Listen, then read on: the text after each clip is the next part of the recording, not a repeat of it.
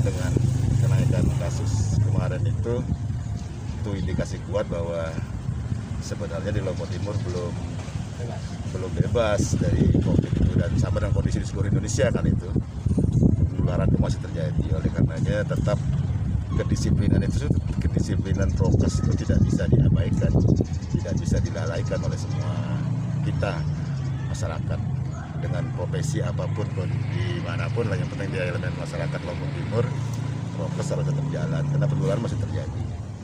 Memang sih kejadian kasus ini tidak setiap hari, tapi kadang-kadang muncul banyak yang sembuh. Saya tadi malam kan ada 11 positif, 8 sembuh gitu. Nah, itu cukup menggembirakan juga sebenarnya dengan banyak yang sembuh. Banyak yang sembuh ini indikatornya indikasi bahwa pelayanan medis rumah sakit sudah cukup bagus. Gitu sih. Artinya belum ada terlihat dampak libur panjang kemarin, Pak. Kalau kita melihat dampak libur sebenarnya dia pada saat libur kan mobilitas tinggi ya, mobilitas tinggi.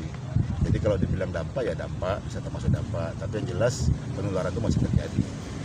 Itu penularan baru itu tidak bisa kan orang yang keluar daerah yang segala macam. Termasuk kalau tadi saya menyebut mobilitas di dalam Lombok sendiri maupun keluar Lombok masuk lagi itu menjadi faktor pengaruh besar terhadap peningkatan kasus.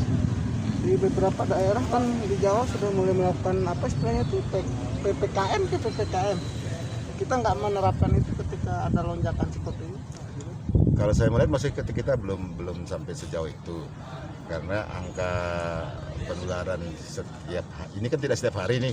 Kadang-kadang hari ini kosong, 2-3 hari kosong, kadang-kadang ada muncul gitu. Kecuali misalnya setiap hari itu tingginya melebihi dari yang sebelumnya. Dulu kita kan pernah sampai 16 hari itu.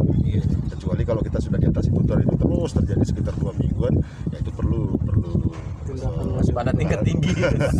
Perlu karantina wilayah lah. Tapi belum sampai. Kalau melihat data yang ada sih belum sampai seperti itu. Masih orange ya, belum tidak Masih sampai orange.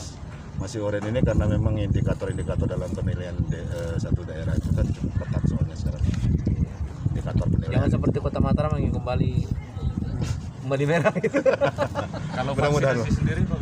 kalau vaksinasi, saya mohon maaf secara teknis, kalau saya sih mengatakan tetap akan terlaksana insya Allah di Lombok Timur, cuman tanggalnya kapan itu kan banyak persiapan ya, terutama terkait dengan data. Kalau saya lihat by name, by address, terus orang divaksin itu juga akan ada beberapa persyaratan.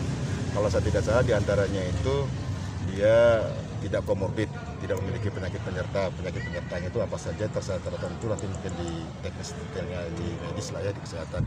Kemudian yang lain itu dia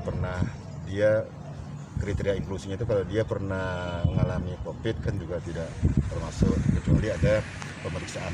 Artinya orang yang divaksin itu, tenaga kesehatan itu perlu ada pemeriksaan medis dulunya gitu. Harusnya kondisinya Tidak bisa ujuk-ujuk langsung disuntik vaksin. Iya, tidak bisa. Harus ada kriteria yang ini yang boleh divaksin, ini yang tidak. Itu yang bikin panjang nanti. Ya, termasuk kondisi ini kan sebenarnya berlaku di seluruh Indonesia. Vaksin sendiri sudah datang. Kalau saya tidak salah vaksinnya sudah sampai provinsi, tapi belum, setahu saya belum terdrop sampai kabupaten. sudah ada pengajuan kuota kira-kira berapa vaksin? Kalau pengajuan kuota saya yakin sudah.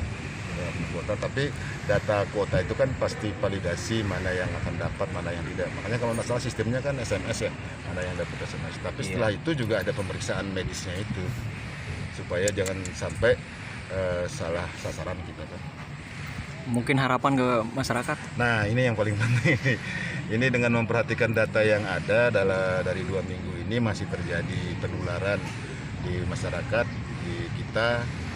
Sebaiknya dan sudah seharusnya kita tetap meningkatkan protokol kesehatan, kedisiplinan, terutama menggunakan masker, menjaga jarak, mencuci tangan, supaya menjadi satu kebiasaan lah, satu budaya.